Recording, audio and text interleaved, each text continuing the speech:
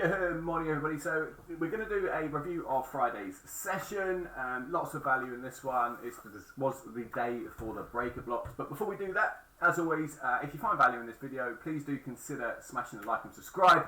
And if you're new, welcome. We also have a Discord, which is currently open and still currently free. So if you are a solid ICT trader or have aspirations to be one and have that insane go-get attitude, then there is only one place to be, and that's over at Red Pill Trading. So we're delighted to have you if you decide to make that journey across.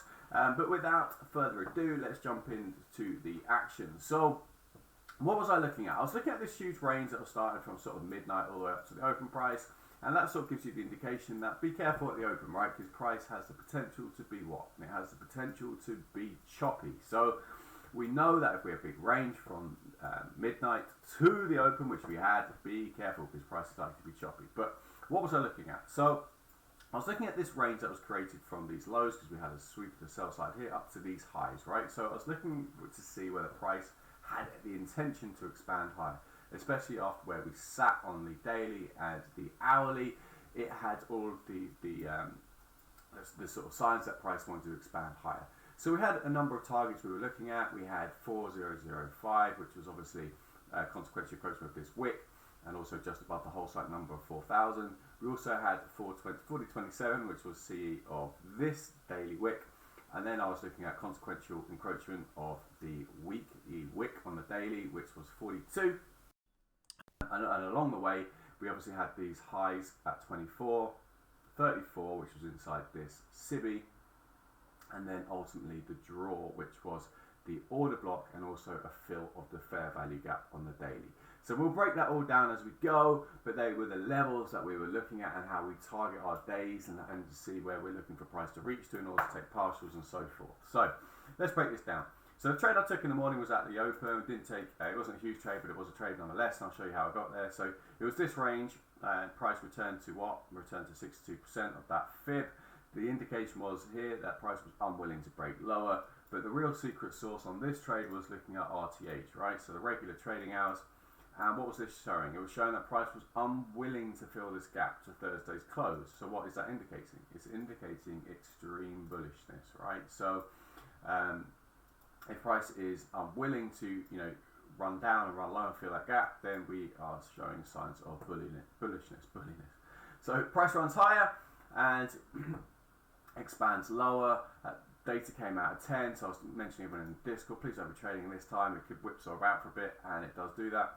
And price runs down. What is it running down to? Well, not only the OTE zone, which is optimum trade entry or target entry, depending where you're from, it ran down to this order block on the hourly, right? So we come down here, it hits the body of the hourly to a tick, essentially, and it has no intention of hanging about. And just for your instance, on this in this instance, the order block was this down close candle before the expansion higher, right? So price hit it, moved higher, and then what we're looking for? We're looking for signs to take a trade to move higher. And so what was I looking at?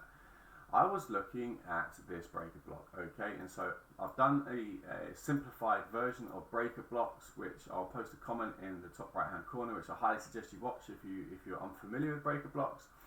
But we have the low, the high, the purge of the sell side, a test of the high and a breakthrough. This highest up close candle becomes the breaker.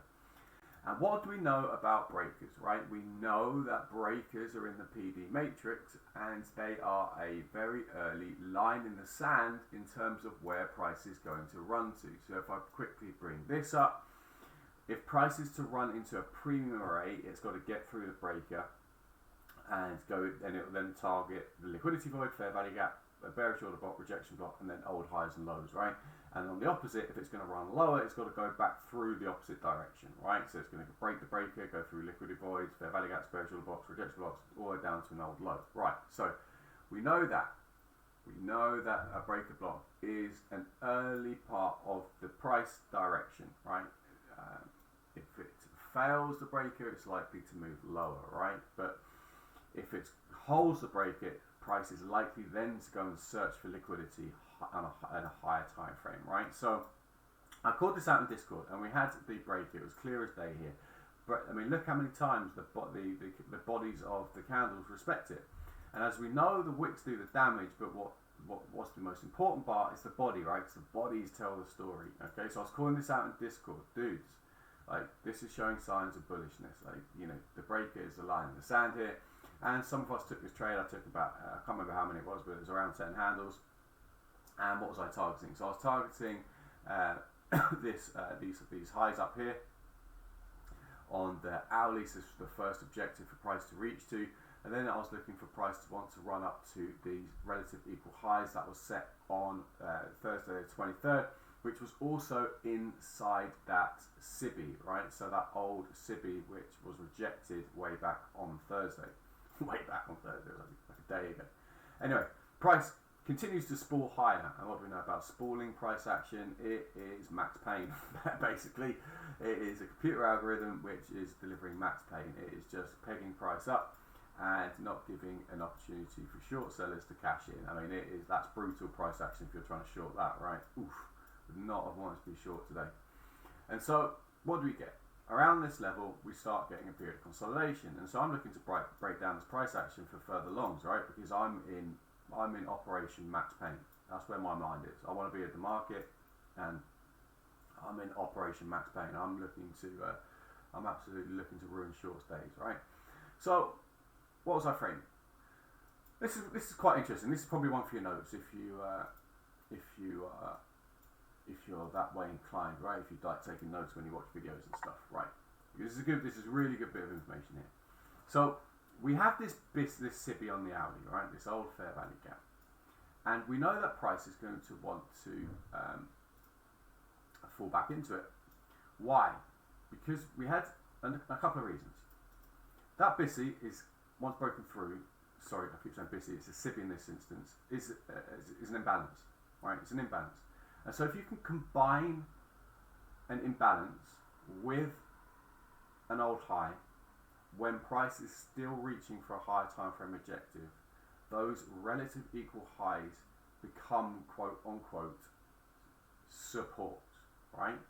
So what did we have here? We had a volume imbalance on the 1 minute inside of this hourly SIBI with relative equal highs, Thursday's relative equal highs, and price was reaching for a higher time frame objective, which in this instance was to fill the fair value gap and hit this order block, bearish order block on the hourly here, right? So look at this bottom candle. What does it hit to a tick? It hits the hourly high. So this is an old swing high, right? It comes back and hits it to a tick. So that retail theory, this is how it is constructed, right? So, but using ICT concepts, okay? So if you have old highs, and let's just recap this. So if you have an old swing high and it's combined with an imbalance and prices are running to a higher time frame objective, that is when you can use old swing highs as pivot points to expand up higher from, right? Right, so that's the first piece of right. That's the first thing to note. The second piece of note is breaking down this price action, right?